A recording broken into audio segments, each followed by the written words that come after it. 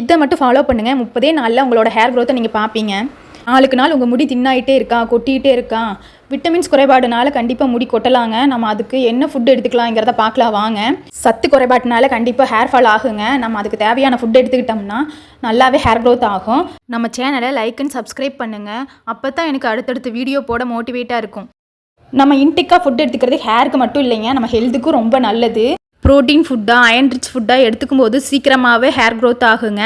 2 days once ஆகுது கண்டிப்பாக நீங்கள் வெந்தய தண்ணி எடுத்துக்கணும். நைட்டே நல்லா கழுவி ஊற வச்சுருங்க. அந்த தண்ணியை எடுத்து காலையில் எம்டி ஸ்டமக்கில் நீங்கள் குடிச்சிட்டு வாங்க.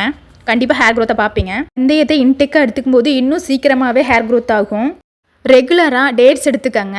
மார்னிங் 2, ஈவினிங் 2 எடுத்துக்கலாம். இதில் இரும்பு சத்து அதிகமாக இருக்குது. நம்ம முடி வளர்ச்சிக்கு நல்லாவே உதவும். தினமும் எம்டி ஸ்டொமக்கில் கறி லீவ்ஸ் எடுத்துக்கோங்க. கொஞ்சோண்டு கருவேப்பிலை வாயில் போட்டு நல்லா மென்று சாப்பிடுங்க. அடுத்தது எடுத்துக்க போகிறது பாசிப்பயிறு தாங்க. பாசிப்பயிரை இந்த மாதிரி முளை கட்டி வச்சு சாப்பிடுங்க. இந்த மாதிரி சாப்பிடும்போது நல்லாவே ஹேர் க்ரோத் ஆகுங்க. உங்கள் முடி வளர்ச்சிக்கு நல்லாவே உதவும். ப்ரோட்டீன் கண்டென்ட் இதில் இருக்குங்க.